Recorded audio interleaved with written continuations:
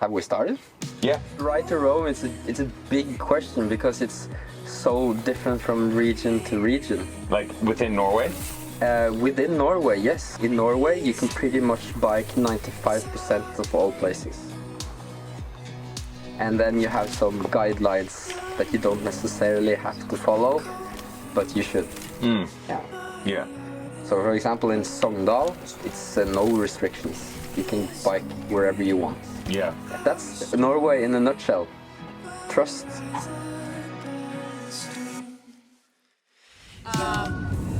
Yeah, the trail yesterday was really cool. It was, well, I feel like we all kind of came into this with like really no expectations of what the riding was going to be like. Like maybe that would be kind of lumpy. But the dirt was really organic and like, I mean, when you picked it up, it just like crumbled into your hands and you could see all like the decaying like pine needles and like leaves in it, which was really cool. And then just like lots of cool like roots and rocks and like things that you could play with on your bike. And then there was of course like a beautiful view of the fjord and like cute Norwegian houses. So that kind of was like the cherry on top.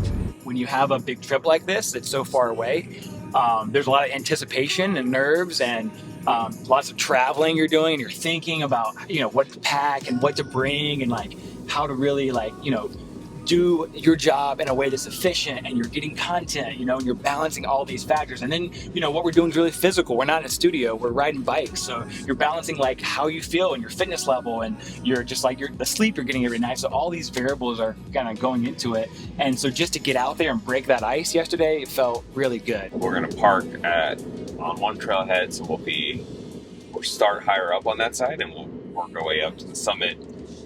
And the summit's like 3,500 feet above the fjord, and then the trail that we take down just goes 4 miles down to the water,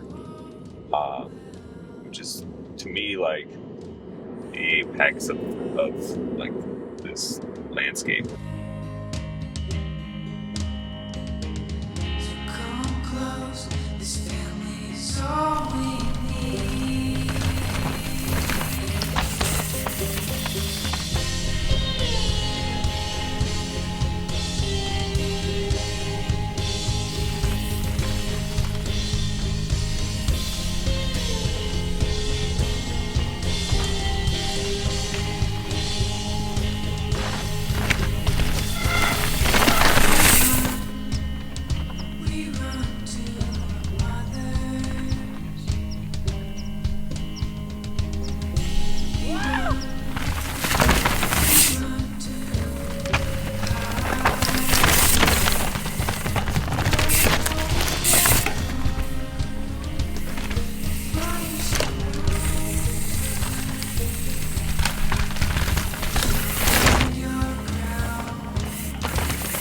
What I'll probably do is maybe I'll talk about the ride, like the trail itself and like the terrain. Yeah. Just from like till Sure. we got to the bottom, and then I wanna go back and just like kind of talk about what happened with your knee and Sure. sort of the concern there and all that stuff. That sounds great. For those who don't realize, like we're we're biking as well, and so it's always a really humbling experience to see an athlete like fluidly ride over something and then us just like bounce down. But as we went, the trail started to like get a little more character and flow together more and kind of feel more like an actual mountain bike trail versus like a hiking trail that you can put a mountain bike on. We got a little bit of weather. It wasn't much, but just enough to kind of coat the rocks and the roots with a little bit of grease, and that just kind of added to the flavor of the day. It certainly made things more challenging. Had a quick opportunity to throw down my pack on the trail and ride a little section before I even looked at it, and yeah, kind of sight unseen right there. And just was riding great, had a little section, and just tried to bail the bike and landed on my leg a little weird and kind of tweaked it out. Drew was very much like, I'm in pain, like this is not good. Still handled it like a champ, but it's never fun to see your friend / your colleague in a scenario like that. I think getting down was like relief, was a lot of relief for everybody, but it was also clear, you know, at the bottom that like you were in a lot of discomfort and pain, and that you know, we were gonna have to kind of like make some assessments that evening and see how that would impact the rest of the trip.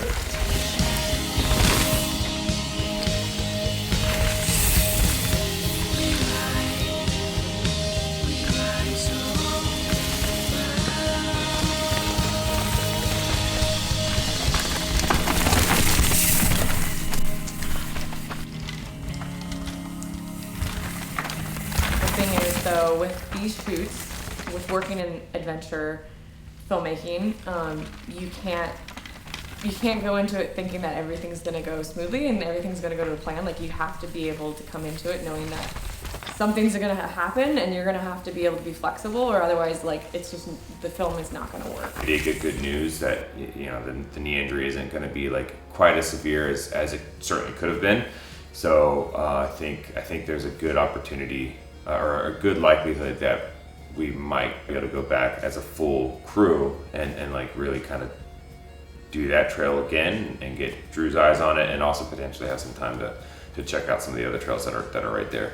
I was fortunate enough to speak to a local knee surgeon who's supposed to be one of the better ones in Norway, and he examined it. They did some x-rays, they checked it out, and it looks like it's just a meniscus strain, which is kind of, you know, best case scenario for being in this environment and for being able to continue to work the next few days a little bit. Brice and I shot from like the early afternoon until about like early evening, and then zipped down to meet Brice's wife, Megan, and we all caravan to this floating sauna on a fjord and went to a region called Fjelland.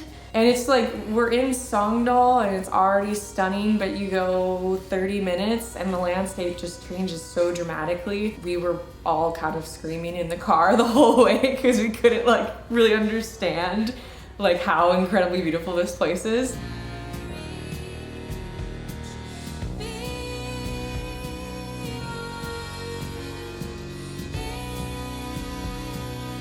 We are visiting Kim Nurgard from Birk Sport, which is, they are a pivot dealer.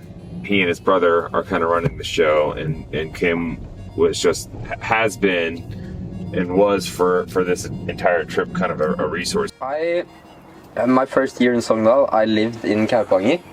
So it basically, if I wanted to go biking, I was sitting in the kitchen. It took me 8 minutes to get suited up and being in the trail with Rex.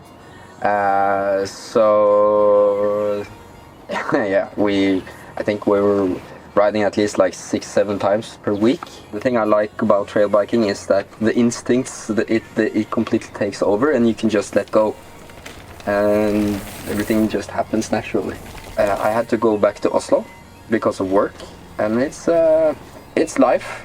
You need to work, but I will probably go back to Sogndal one day.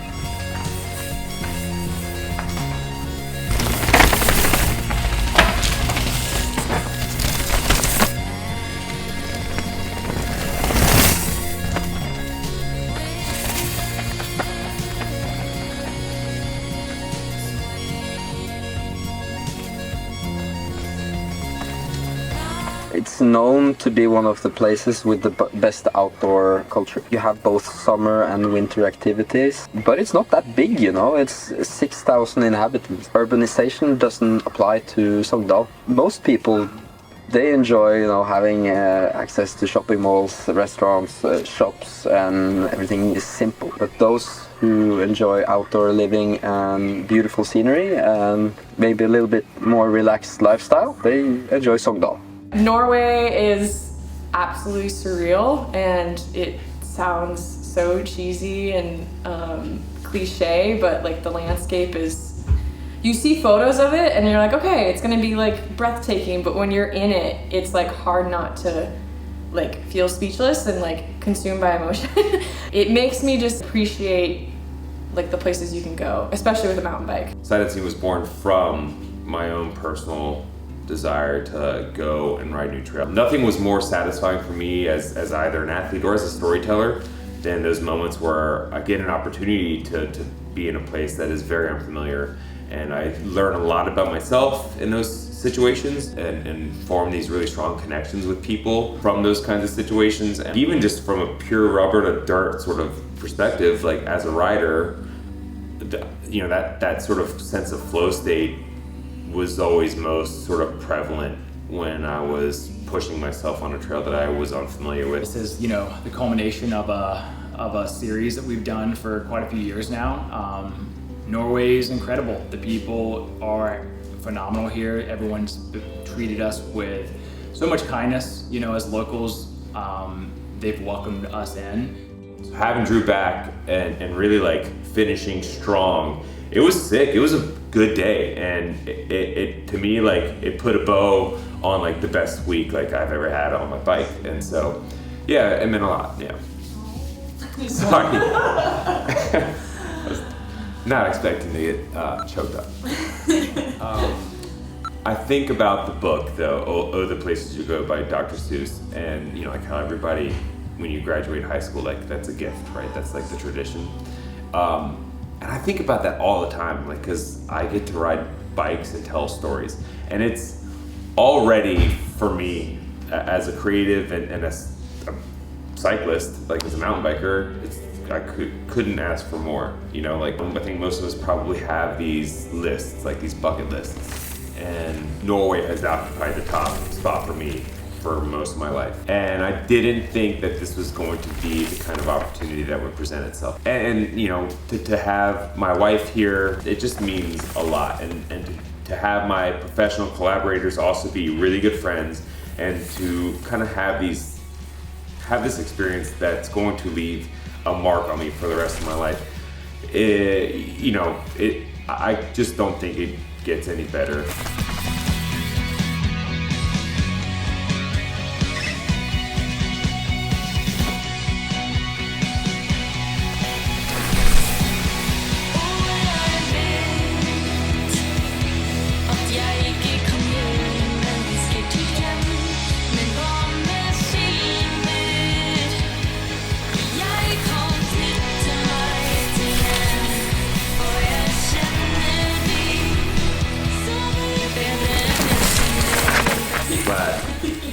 Yeah, this is a pretty special week, and holy moly, freaking crying over here. Damn you, Norway. Is there anything else that you want to chat about that we haven't talked about? No. I think we covered some big bases. I think we're good.